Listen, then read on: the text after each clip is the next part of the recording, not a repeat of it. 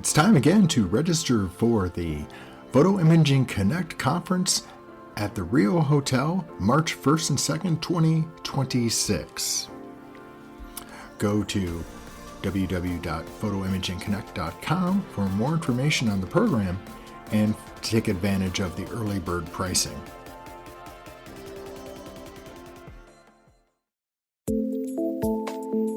Welcome to the Dead Pixel Society podcast, the photo imaging industry's leading news source. Here's your host, Gary Peugeot. The Dead Pixel Society podcast is brought to you by Media Clip, Advertech Printing, and Independent Photo Imagers. Hello again, and welcome to the Dead Pixel Society podcast. I'm your host, Gary Peugeot, and today we're looking back on the top episodes of 2025, and this our 250th total episode. So let's have a look at what was intriguing our listeners in 2025. Coming in number 5 was AI-powered photo curation with Troy DePaul, the CEO of MediaViz. And here's a section from that interview. So what would be an example of how an agentic AI system would work? You said it acts on your behalf. So let's say, for example, let's say you type a query in a stock photo space and it would say, I'm looking for, a jockey in a red thing on a black horse or whatever. And it may search, but then would it go create the image using a generative AI model, or what is that? I suppose it could if that was the purpose of the agent, but in that situation, I would think of an agent more like you had one stock system and you were looking for a particular set of keywords to find just the right image. And you said, agent, go through this very large archive and find this, right? Mm-hmm. Instead of just initiating a search for you, if they didn't come back with the perfect image, because they would review them before you saw them as well, right? This agentic system would probably say, none of these are good enough. I need to go to a different stock photography house and look there. Okay. So it's not only reviewing the results for you so that it's making a pre-choice, but it may even be making a secondary choice to solve your problem for you. Okay. That's kind of interesting. So it may be independent of the source of the images. Absolutely. And I certainly see agentic AI evolving very quickly to that point where where's the greatest number of resources today to solve people's problems? Mm-hmm. On the internet, right? Yeah. So you may direct it at the beginning, but then ask it to do that further direction if it doesn't succeed all on itself or all by itself. So do you see it in doing something, let's stick with the stock photography example. Let's say, for example, you put something in and I want to have a jockey in a red top and it doesn't find it. Will it go out and find it in another stock agent and maybe even negotiate the rights? If I was building an agent like that, that's exactly what I would do. Enable it with commerce, enable it with negotiation, and make sure that it could go far and wide to find what I was looking for. And if it didn't, say, I made you a generative piece. Is this what you were looking for? Because maybe I can go look with visual search now instead of text search. Right. That's pretty cool. So, now that's not what MediaViz AI does now, but it's in the beginnings of that, right? Our dream for the purest form of agentic AI for MediaViz and our AI systems is to really act for you as you're taking photographs, mostly on your phone, I think, where that comes into play, where, our theme that we talk about a lot is let's let people create and let us curate. So if we had our own agent, we would probably have our AI living on your phone and encourage you to just go and take photos. And we would do some of the decision making of, do I actually show this to the author or do I just throw it away? Is it too bad even for them to see? And, if they're taking lots of photographs, then what are the best 10% of these photographs that I can present and say, here's what I think you should keep? What about even going to the level of, hey, I know this photographer, how they edit, how they shoot, and I'm going to pre-apply some actions to it? Absolutely. I think that that's the natural extension. And we talk a lot about those different phases of post-photography production, right? Right, So, whether you're getting into editing before you're actually doing some of the curating always seems odd, right? You want to, take your full set and cull it right. down to just the images you want to edit. Right. And so we see that process being a natural extension of what we're doing. Mm. And, our AI is, I think, unique in the terms of it not only specializes to a person, but we do a one-on-one AI. So if you put your photos in, there's an AI system that springs to life and learns from your collection and really takes in the decisions you've made, your composition decisions, your aesthetic decisions, the colors you use a lot, the subject matter that you shoot. So it can learn about you before it makes those decisions.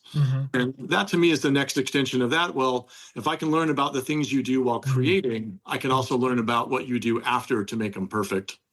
It's kind of interesting that raises kind of an interesting question of like, who is the photographer, right? I mean, but if you think about it, with iPhones now, and Android, same thing, but with smartphones now, there's so much computational photography going in there to improve images that most people aren't even aware that the pictures they shot probably wasn't as good as it came out because Apple and Google put all the goodness in there to, optimize it. We see a huge break around 2018, 2019, where photos just completely shifted. And, if we look at our historical collections that we take in, you can kind of see where, because we have a filter for blur and a model for blur, there's a point where it's almost not needed anymore because people aren't taking blurry photos anymore unless it's on purpose, Right. Yeah. So or even like flash. I mean, flash photography has more or less disappeared now in a lot of ways. I mean, people have them on the phones, but I think people use the light on the phone more for a flashlight than for flash photography. Absolutely. It's better at that. So it's interesting. So you identified certain verticals for the company to go after: sports and entertainment, digital asset management systems, photo labs and printers, school portraits, and stock photography. Why did you identify those markets in particular? What was kind of your thought process on that? We thought that those markets, in different ways and in different flavors, had the best qualities for us in terms of a mass amount of multimedia being produced, that humans were either hand coding, annotating, curating, processing, where we could offer them not only efficiencies, but better products and services by inserting us like in the beginning of their workflow. Okay. That's kind of interesting. So you need to be kind of more on the front end, because I think most people think of AI as being as a back end curation or cataloging type model, but you're thinking it needs to be more on the front end. And the system is designed to do both, the platform is, but we think that the biggest bang and the biggest value is at the beginning, because again, we want to encourage photographers in the future, go out and create more, because you don't have to look through 10,000 photos versus 4,000. We'll do that for you. And the best place to do that is right at the beginning of the process in almost all those workflows. So do you see this being built into like maybe not just smartphones, but also like standalone cameras like your Canons, your Sonys, your Nikons? Absolutely. I think when you get to the point where you can have the type of compute resources on a much smaller form factor, you will see all that move into any capture device that you can have. I mean, yeah, I even mentioned like security cameras, Ring cameras, all things like that, where, I need to find this specific incident that happened in a short amount of time. Absolutely. Yeah. I mean, and a lot of those things, you have to store that video either right near that camera or actually in the camera. So why not do that processing in that place too? That's kind of amazing when you think about it. So what about, a lot of my audience are in the printing side of the business. Why do you think something like a MediaViz AI platform will actually help in the printing side of the business? Sure. And two reasons. Kind of one, back to our original thesis that people had too many photos on their phone that they either couldn't or they were not going to manage. One of the two was true. So we kind of looked at the market and said, well, we see a bunch of different opportunities for automation and curation and understanding to be created around their photos, but really kind of centering on One, we can help people clean out their photos. And when they do, they have to review their collection, right? Get all their memes out, get all their junk out, do whatever they need to do. Right. That makes you look at the content you have and Right. often motivates people to say, hey, I do want to get prints of XYZ. So the most basic, just help people understand what they have and see the value in their own collection. But then secondarily, so many carts just get abandoned for photo books and photo products as people get halfway through and just quit. So we thought we could condense those workflows and leapfrog people across those customer journeys and close more of those deals online. That was the most simple premise. Yeah, no, it absolutely makes sense. I mean, I've been looking at, the photo book abandonment thing for, probably 15 years, and it's, not going down by any real appreciable amount. People start photo books and never finish them. And usually the number one reason is, back from a prior life doing consumer research on this, is consumers say they don't have the right picture. They don't have the picture they want, right? So do you think MediaViz could help with that?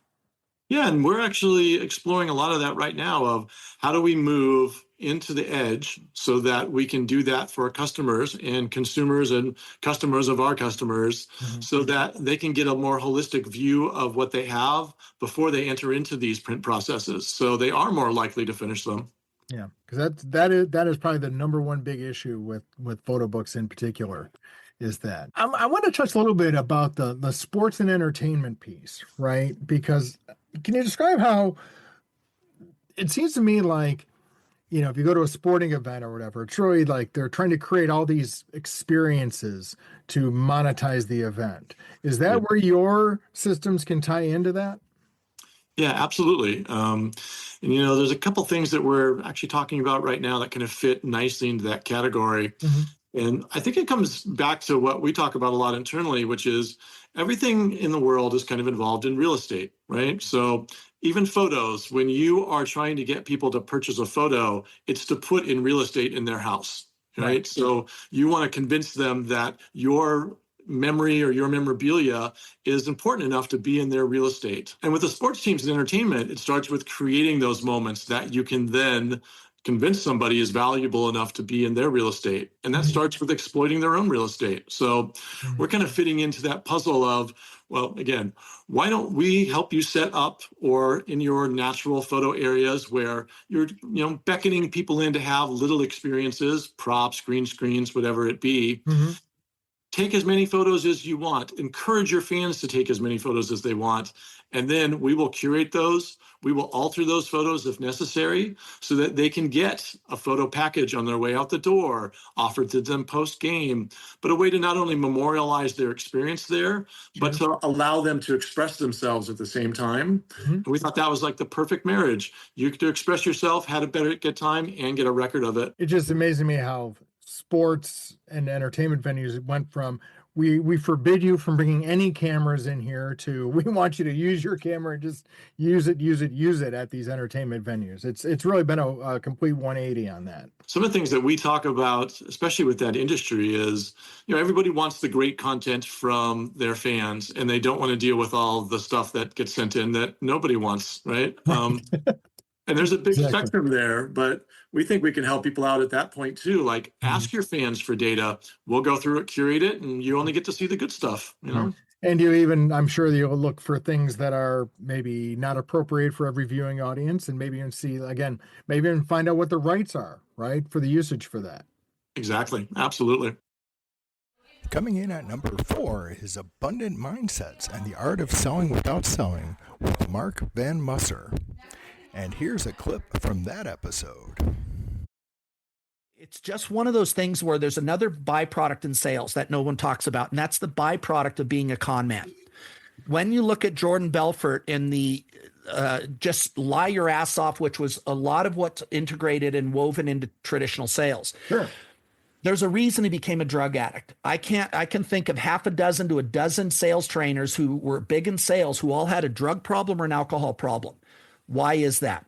Because they were lying, and the core identity of a human being doesn't feel good when they do that. They knew they were lying. Right. Jordan Belfort knew he was lying when he was telling somebody to buy this stock that was not even going to make it through the week. Right. Taking people's retirement, he screwed $250 million out of grandparents. and he's paid back $2 million. Right. There's a reason that he was trying to numb those voices. So if you want to be great, you have to do the right thing. You have to get in alignment with being an advocate for people. And that was part of the whole core of heart-driven selling that I started to notice when moving away from the heart, the numbers, it's a numbers game, into serve people. Now, the other byproduct is you wake up proud of what you do.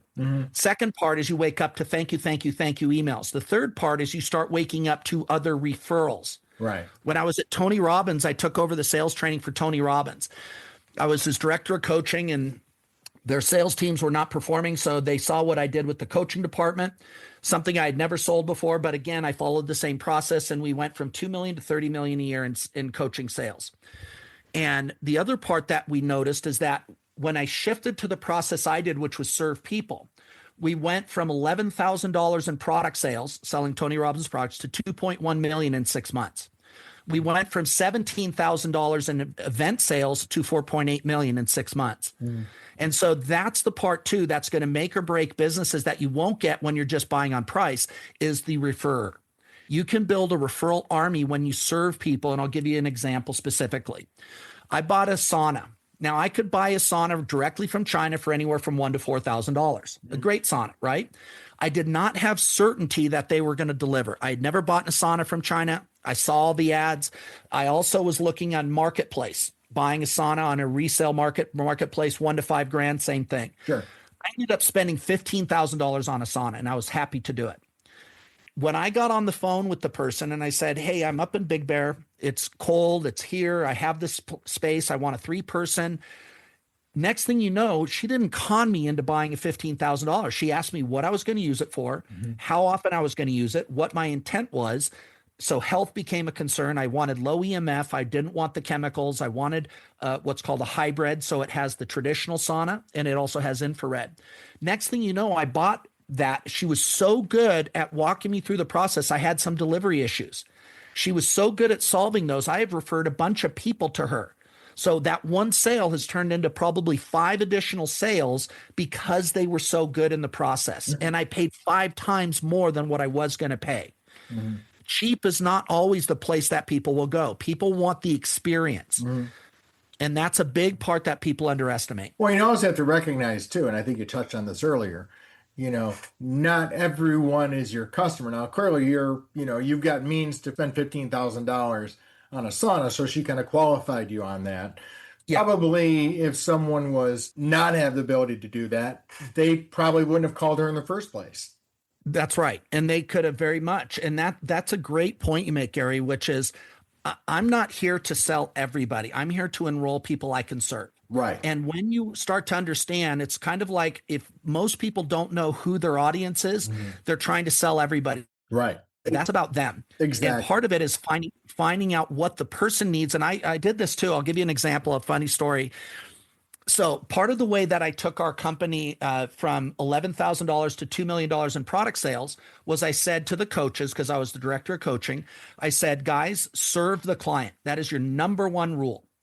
And so all of a sudden, after we're doing, that was in 6 months, by the way. So we're doing about $4 million now in product sales. I get called into the office of this chief financial officer who starts wagging his finger at me saying, did you tell our clients that they could go buy a product from Jack Canfield, the guy from Chicken Soup from the Soul? And I said, well, honestly, I don't know the call, but it's quite likely. You go, what do you mean? And I said, our job is to serve the client. They're paying us on average $4,000 to $12,000 a year for coaching. We're going to offer resources, input, and help them get to their goals. Right. So he's going back at me. And as I did that, I started to ask him, and I said, the person I worked for had 3 national New York Times bestsellers, but Jack Canfield had 39. He's the most successful author in American history, Chicken Soup for the Soul. Right. And he sold 500 million books, and he was teaching a course on how to write a bestseller. So I looked at the CFO and I said, so how many has this person sold? Our boss, 3. Does he teach people how to write a New York Times bestseller? No. How many has Jack Canfield? 500 million, and he's teaching people again. I said, do you want me to go back to your way where we slam everyone with our products and you get $11,000 in product sales? Or do you want my way where you get made $4 million in product sales? Right. because if you want, I'm going to do it my way. If you want, I'll do it your way. What do you want? He took my way. But Right. in his mindset, though, he was so short-sighted, thinking he's losing money by steering somebody to somebody else. Coming in at number 3 is how 36 Pix uses data to elevate school photography quality at scale with Robert Ste-Marie of 36 Pix. And here's what that sounded like. The photographer had the opportunity to tweak or the studio, I should say, have an opportunity to tweak what's important to them. What's important to, your studio may not be as important to them. That's right. So the way, very good questions. So the way we actually do that is that we have a way to put where the studio can put different weights on the different things that we're measuring. Right. So you might say, I'm doing a high school job, and the kids are not very smiley in high school. Right. So I'll put the weight down a little bit for smiles. But here's the thing, though. This is what I find interesting. Every time you look at data, there is, for me, in my life and my previous life too, when you look at data the first time, there's always a surprise. Right. And I have to say that for me, the biggest surprise, because I've never really looked at our images, but with a platform like that, it gives you easy access. Literally within a minute, you know exactly what's going on. What really surprised me is the lack of smiles. Interesting. The variability between photographers. And this is where you say, okay, high school, yeah, maybe 20% it's normal to get 20% not smiling. But then you see people are running at 30, 35, 40%, and then some other on the other side, like 10%. And I'm thinking, and then I go look at elementary school pictures, and I still see lower numbers, but still a fair amount of no smile. And that became, at least for next season, something I think we got to put more training on, because Right. Maybe that photographer is a buzzkill or something, or they're giving out vibes or something, and that's going to affect your that's buy the rate. problem, right? Absolutely. And I'm so interested now that we're finishing our season to run some analysis on what happens to sales when you have no smiles compared to smiles. Right. And maybe high school, maybe it's not a big factor, but I can bet you that elementary schools, if the kid is not smiling and have a good expression, Right. you're probably less likely to sell that image. So for me, that was one of the things. And talking to some of our customers that have used it, we're all coming to the same conclusion. I was surprised by the lack, I wouldn't say lack of effort of making the kids smile, but I think we can do better. Well, maybe lack of success is maybe a better word, right? Because like you said, put it in the photographer's shoes, right? They've got maybe 25, 30 seconds to develop an instant rapport with a student, get that That's right. smile, right? And there's a lot going on there. So maybe, just maybe, we should spend more time training our photographer tricks to make them smile. Right, exactly. Well, yeah, because if you can say, okay, you're at 40% not smiling, so you're getting, and our buy rate is lower than those right. with a higher smile rate. You can basically, tie that together and say, yeah, this is what we need to work on. You need to wear a big red clown nose on your face or something. Yeah, whatever works at the end of the day. Maybe the clown nose is not going to work in high school, but it might work in elementary school. Exactly. But the other thing too that's really cool is that there's a way to share the photographer's dashboard with the photographer, so they see their data, and it actually compares their data to the average in the company. Okay. So the reason why we did that, it takes away I'm being persecuted by Eva. I'm being singled out because I'm being singled out, but it measures everybody the same way. So if your average is, I don't know, 10% non-smile, okay, how is the rest of the company? Is it 12? Is it 15? Is it 5? And that kind of positions you, and it creates, I would hope, a healthy competitive environment also. Or at least a basis for self-reflection that what could I do better, right? That's right. That's right. You're basically basing this on actual data that is saying, hey, listen, only 80% of your people are smiling, and our studio-wide average is 90. How do you think you can improve that? That's right. And what's kind of cool too is that because we have all the data, when the photographer looks in, or we can look at the same data, there's a trend line across the season, what's their performance, and there's the average trend line of the company. So Right. you can see, did they get better? Did they get worse? Were they all over the place? So that's interesting too. At the end of the day, it gives you data. How you act on it, I think every studio will do it a bit differently. Sure. We try to be on it as quick as we can, share videos for certain things. If you have a problem with lighting, we're going to share with you a training video or something like that. Another interesting thing, and I've heard that from other customers using it too, is that, we all have that perception that, a senior photographer will perform better than a junior photographer. What do you mean by senior and junior? Senior would be, in my definition, a senior would be somebody that's worked for us that has come back like for the last 5 years, 10 years. Oh, experience, right? Yeah, Okay. experience wise. But you find out that it might be true in some cases, but in some cases, you might have the perception that this particular photographer was the, top of the top. But when you look at the data, you say, hang on 1 second, they're not paying attention like we thought they were.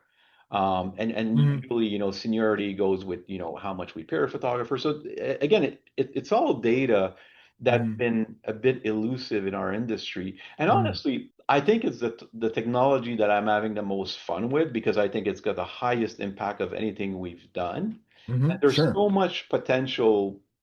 We have so many ideas, fun ideas of where we want to go with this. We've already, I think, moved the technology a fair amount. Do you have any of your customers who could possibly use this to actually like service accounts, like go to a school and say, use it to kind of talk about how effective their photographers are and all that? Because there's all kinds of data being captured, right? You're capturing time, efficiency, how well they're moving through the shoot, all of those things as well, right? It's a good question. The way so far that we're able to use it is that when the data comes in, we're also catching the job number. Right. So let's say we have a situation with a school where parents are complaining and they're saying, the photography was really bad, the picture of my kid or kids are no good. We can actually now go back to that photographer and actually quickly, and the word is quickly, look at the images that came from that shoot and the quality of the images. Right. So that, again, it just allows you to, I guess, drill down really quickly and go back to your point, go back to a school when you want to re-sign them. At least you can know what was the quality of the photography Right. to that school. And don't get me wrong, this business is never going to be about perfect images, but Right. one of the things I find about school photography that people tend, or studios sometimes lose sight of, is that quality, I think, is really important. I think the day that we don't produce these quality, professional looking pictures is when we don't do school photography anymore, because that's where we're there to provide a professional portrait at a reasonable price to parents of these children. That's what we do. And I think we have to be reminded of that once in a while, that this is important. And the wizardry of AI is cool. And obviously we use it to do all sorts of things in our business. Absolutely. But your image has to be good. Coming in number 2 is how Stuart Cohen built a photography career beyond the shutter. And here's what Stuart's advice was. How did that change your business approach as a commercial photographer? Because the world of competition opened up, right? It did. It really opened up. I think that was the beginning of the change, because I don't think the competition caught up immediately.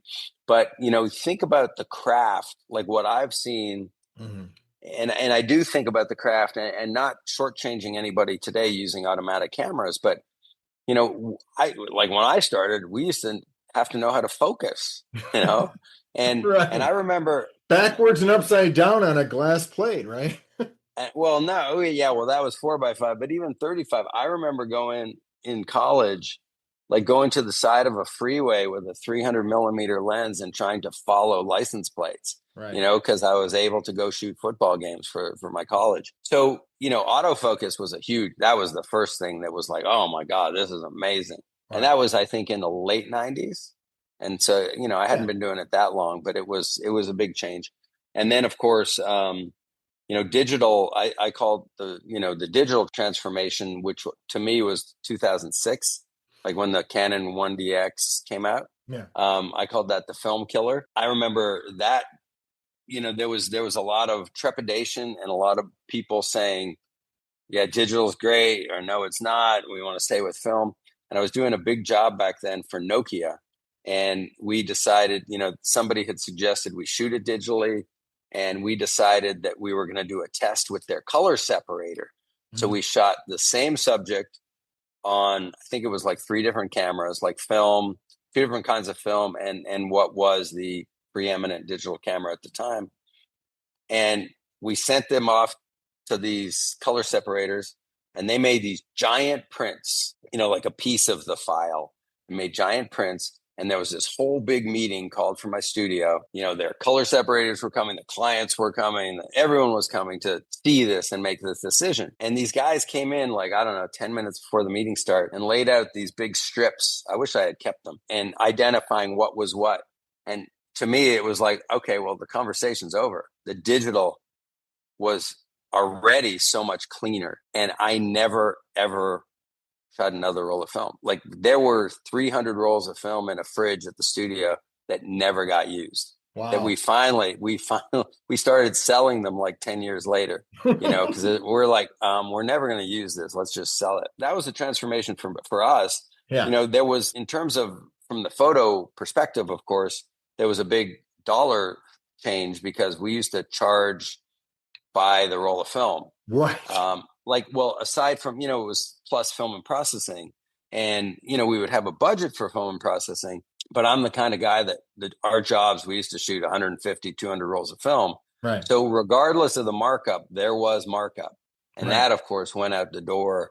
You know, then of course, digital text came into being, and you needed to keep up with, you know, the digital technology, just monitors and laptops and hard drives. Storage devices. Yeah. I mean, yeah, exactly. And, you know, and you do burn through those, whatever you think. We used them hard and they got torn up. But again, it was just like, how do you rejigger your company to make it work for the current economy? And that's what we learned how to do. And it was like it or not, this is the way it's going. And then I think shortly thereafter, that all of a sudden there were some guys coming into the industry that really didn't understand kind of the craft that we all had to learn. And you can't really blame them for it. It's just because technology made things easier. Mm-hmm. And that became, you know, the field started to get more crowded, I'll just say. And our number 1 most listened to episode of 2025 was Inside SPAC, the largest conference shaping school, sports, and volume photography, with SPAC's leadership Corey Cooper and Calvin Harrell Jr. Here's what they had to say among the highlights. We are helping the independents. Yeah. Which I think helps everybody, right? It raises the bar for everybody. Yeah. And I don't know if it grows the whole pie per se, because as I just had one of the vendors explain to me the other day, they're not building any more schools. We're not having that many more kids. It's kind of a market. So you got to find ways to either become more profitable via becoming more efficient, or sell the ancillary products, which I think is the other piece of the business, where you've got people now selling banners and mugs and Christmas decorations and holiday ornaments and everything else with those pictures, which, you know, again, that's creating a whole new opportunity for volume photographers to increase their sales and profits. And that's what they're going to see at the trade show, is on the floor. I think that was also the reason behind, over 10 years ago, them adding the sports component to SPAC. Right. Because SPAC was pretty much school photographers. But then we found a lot of volume guys who were doing the sports business, the T&Is and all of those banners that you mentioned. Yeah. And we thought, you know, this is kind of marries well with our school photography. It's volume photography. And so bringing in that sports component also really added to the community. Yeah. And there are those of us that have been around a long time that recognize that a camera on the shelf makes no money. And so if you're only shooting during the school season and then you put 10 cameras on the shelf and they're dead until the spring, that's not a good investment, let's just say. So you take the exact same equipment effectively for doing TNI sports group photography. Right. Why wouldn't you do that? And one of the things that we're recognizing also is when we talk about percentage of participation, average order value, and that sort of thing, the sports segment is a very, very good one. In fact, it's oftentimes better than the actual school services segment for a variety of reasons, because there's fewer service items, there's fewer points of contact, etc. It's not necessarily as stable because you get boards that change and everything else happens Coaches much more turnover. frequently. Yeah. Much more frequently. But other than that, it was a natural marriage. One of the things you talked about the ancillary items, you talked about yearbooks is a major one for many of the school photographers that are selling their yearbooks directly to their schools. And in January, I'll be introducing with another organization, a digital yearbook product that's never been seen before. And it's unbelievable what is now available, what we're capable of in the imaging world as it relates to these volume segment. Right. So Corey, let's pivot a little bit to the event itself. For the basics, so we know we covered it earlier, but let's just get through the basics of when is it and where is it? Okay, so it's in Las Vegas and it's out the South Point, which is only about a 10-minute ride from the Strip. And we have discounted hotel rooms and also discounted resort fees. All of this information is on the website. It is January 21st through 24th. So Wednesday is pre-con day. Pre-con is an all-day class that kind of revs you up for the regular conference. It's an additional add-on to the regular conference. Right. And we do cover the basics, Schools 101, Sports 101, Volume 202. This class is designed for people who've already know the basics, but now they're looking to be, rather than a single operator or two owners, right? They actually need to hire a staff. How do you scale my business to grow? That's the class that you need. We also have sales training. Now, our sales trainer is a professional sales trainer. He's not a photographer.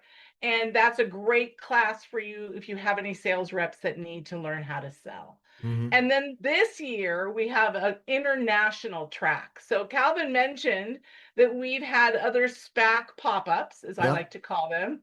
We've had them in Germany. We've had them in the UK. We've had them in South Africa. They're mini SPACs, usually one day, one room, whole bunch of speakers.